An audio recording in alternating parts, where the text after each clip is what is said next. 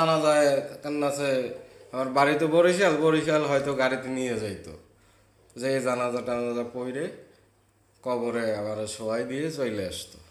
এই তো জীবন তো শেষ হয়ে যাইতো, আল্লাহ তো উপহার দিয়েছে আবার জীবন। মানে এই ফিলটা আগে কখনো করি নাই কেন এত বড় ভূমিকম্প, মানে আমিও এখন পর্যন্ত পাই নাই। ঠিক আছে, মানে খুব ভয়ানক, যারা সবাই তো টের পাইছে কেমন হয়েছে। তা 1:11 বাজে তখন, তখন এই চিন্তা করতেছি যে আল্লাহ নতুন একটা জীবন দেছে, এখন আল্লাহর কাজ যদি না করি, নামাজে যদি না যাই শুক্রবার দিন, ব্যাপারটা কেমন হয়। ধাপ কইরে উঠে যাইয়া গোসল কইরে টইরে খুব তাড়াতাড়ি ইটি কইরে উজু টুজু কইরে নামাজে গেছি।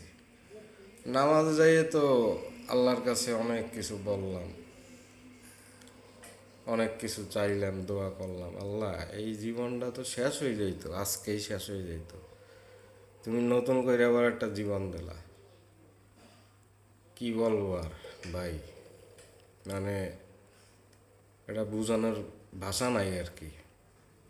তা আজকে যারা নামাজে যায় না তাদেরকে আমি বলার কিছুই না, কিন্তু তাদের ভিতরে কি এই ফিলটা কাজ করে না যে আজকে শুক্রবার জুমার নামাজের দিন সকালবেলা এইরকম একটা কাহিনী গেল, কিন্তু সেইটা মাথায় নাই।